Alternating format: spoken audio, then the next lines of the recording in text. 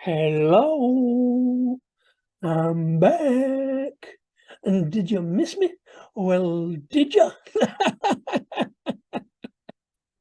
Yeah, I know I'm a little bit late for the old scary Halloween kind of vibe, but here I am anyway. And even with this face, I'm not that good at the scary acting business. So I'm just going to crack straight on and smash some pumpkins.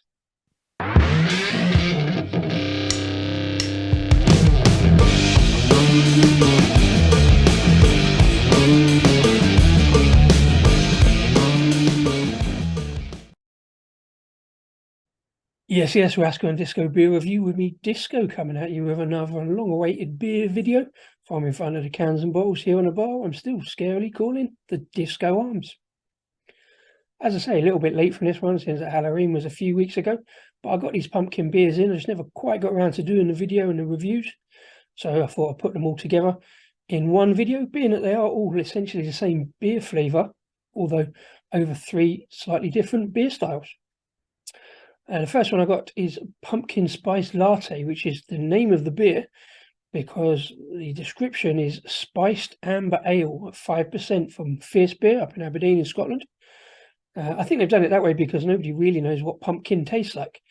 It's just the fact that at this time of year, around autumn, especially Halloween, all your coffee companies bring out your pumpkin spice latte coffees.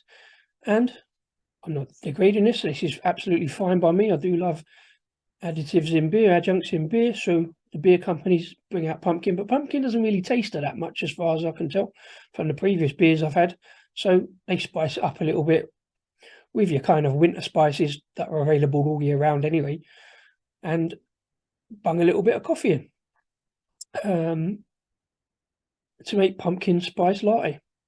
So yeah, the first one there is 5%. I've seen other people do at least two of these. I haven't really seen anybody do the one in the middle from Brass Castle.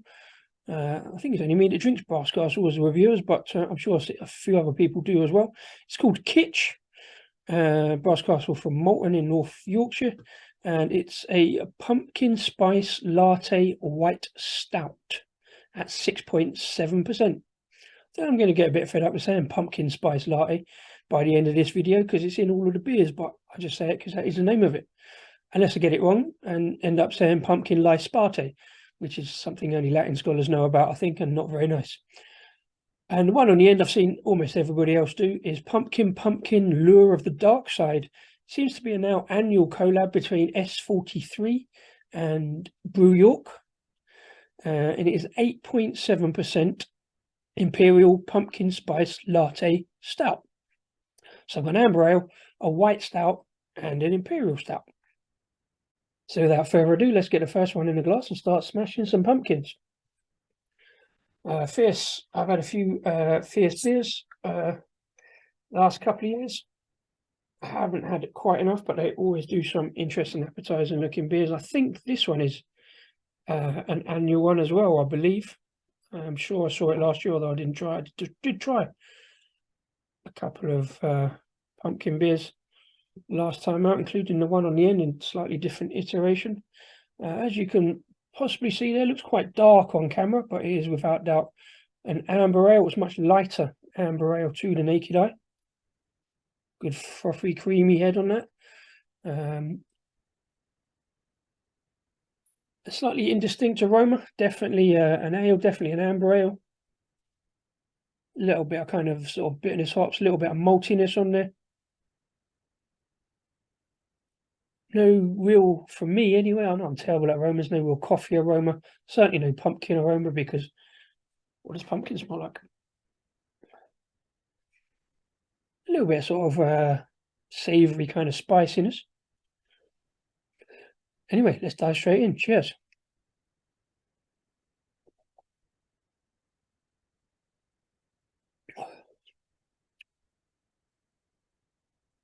Just about the right amount of coldness I got it there. Very good amber ale, very good attempt at the style. Nothing massively for me on the flavour. There's a sort of mere hints of a little bit of spiciness. It's more of a malty golden amber ale, really. Yeah, right on the back end, there's a little bit of that kind of sort of vegetable kind of sweetness. A lot of sweetness on the lips on the very back after the first mouthful. It's very drinkable. I like the sweetness. A lot of people don't like the sweet beers. I like the sweetness on it. The coffee comes through in a bit more kind of, yeah, it's a very milky kind of latte, kind of subtle coffee. Only on the very back end, if you don't like coffee, I don't think it's massively noticeable. It's not a big in your face kind of coffee. It's just gentle there, hiding behind some gentle spice. And I seem to get a little bit of orange with pumpkin beers. So there's a little bit of that kind of orange essence there. Maybe that's because I'm searching for a flavour and I associate pumpkins being orange. I think I'm getting a slight orange flavour. It is very smashable, actually. I could knock that back. It's my first beer of the evening. And it is very, very drinkable.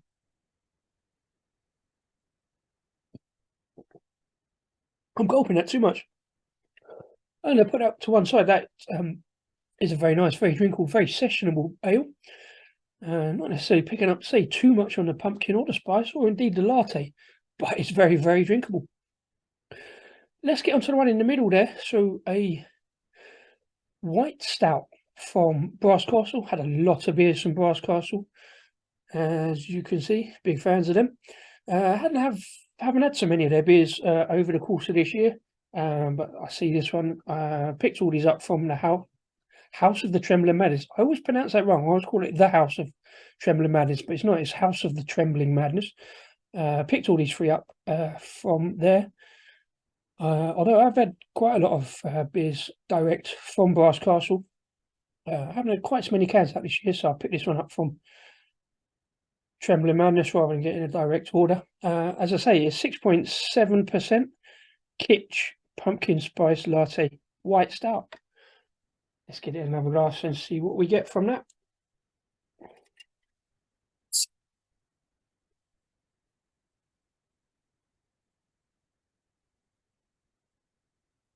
White stouts are really funny for me. It was obviously a little bit confusing because you expect a stout to have the darker malts in it, but a white stout doesn't have those darker roasty malts in it, so it comes up again much the same as the previous one, actually, in a very dark amber on camera.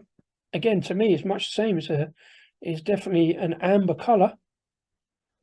Looks much darker on the screen. Much more pronounced aroma. More on the malt. There is though a slightly roasty aroma to it. The kind of vegetable and the sweetness is a bit more enhanced. Still not much on the coffee or the spice. It's more of a hint on that. Cheers. Let's see what this one's like.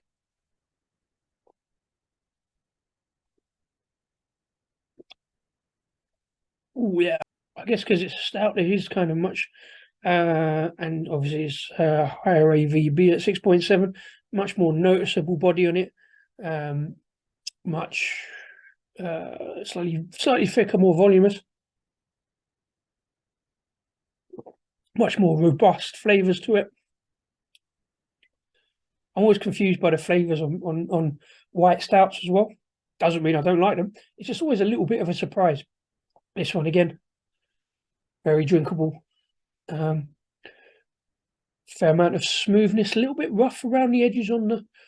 I think that's like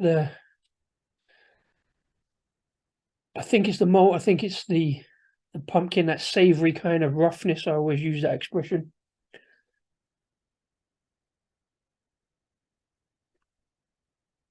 But again, a really nice pint, very drinkable, kind of sessionable.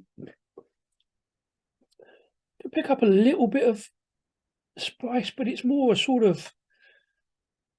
I can't pick. I normally like spiced pumpkin spice stuff is normally like you've got your like cinnamon and you've got your nutmeg and you've got your wintry kind of spices. Neither of these two I can pick up any specific spice. It's just that kind of, what's the word I'm looking for? That kind of little edge to it that's got a kind of slightly spicy, slightly peppery, slightly herbal, slightly vegetable note to it. Oh, yeah. Well carbonated. Nicely done. All the flavours kind of rumble around together in sort of subtle variety. You kind of notice them, but don't. You have to kind of look for them. I quite like that in a beer. You have to actually go back and have another go, see what else you can find. I very rarely read the tasting notes, apart from obviously the name. And when breweries like this, I do love it when they put those descriptors on the front of the can, so you know what you're getting or you know what you're looking for. There's probably other backstories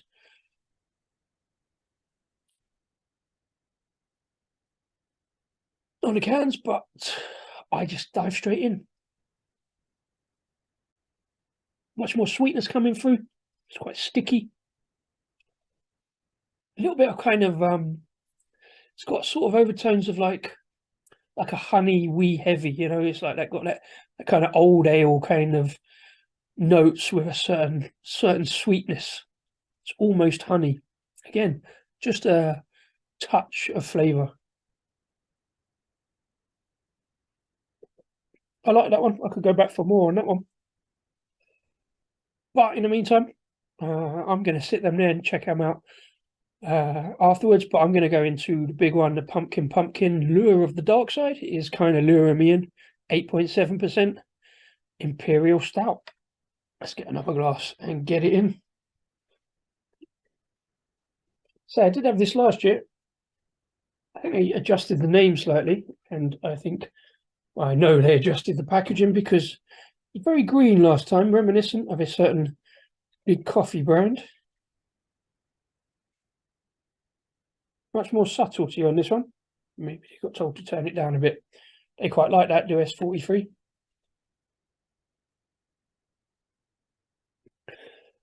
Not unexpectedly, a very big dark stout. Again, looks much darker on camera. Looks more, slightly more chocolatey brown to the naked eye, but exactly what you'd expect from 8.7% Imperial Stout. And there again, slightly different aroma. What I think is the pumpkin is much more noticeable on this one. Again, it's that kind of slightly fruity, slightly vegetable aroma,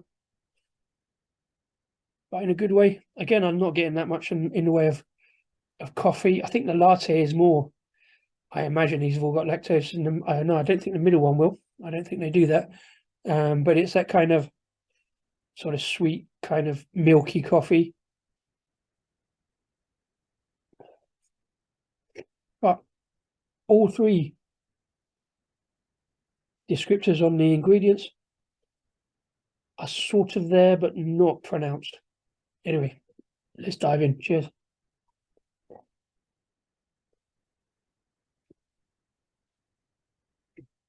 Okay, again, a bit more enhanced on the flavors.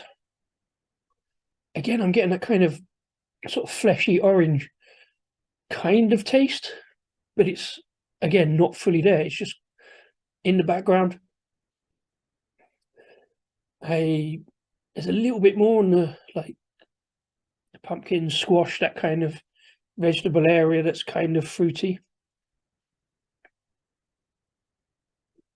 Because it's an imperial stout, obviously there's more roasted malts in there, so you get that kind of slightly roasted coffee, enhanced flavour. Again, great sweetness, and there's much more of that kind of peppery kind of roughness on the tongue from the spice.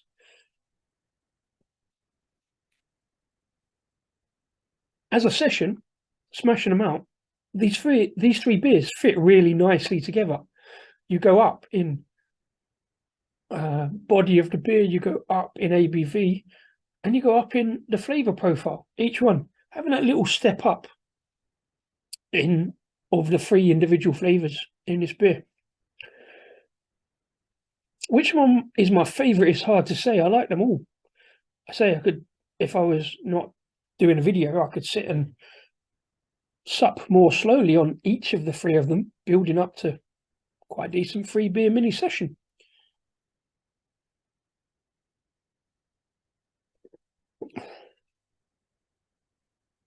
A little bit of chocolatiness as well from the malts in this one. A little bit more on the coffee, a little bit more on the pumpkin. That's a really good finish, to be fair.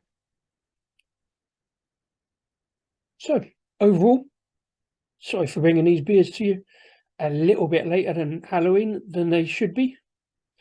I'm glad I tried them. I'll probably try them or variants of them again next year because I do quite like the style.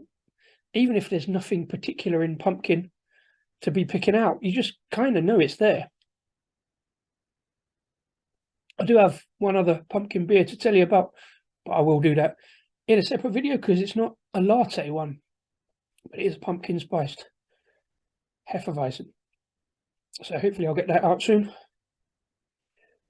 Until then, if you've enjoyed talking about pumpkin beers, do let me know in the comments whether you like them, which ones you've had, or whether I shouldn't bother again next year.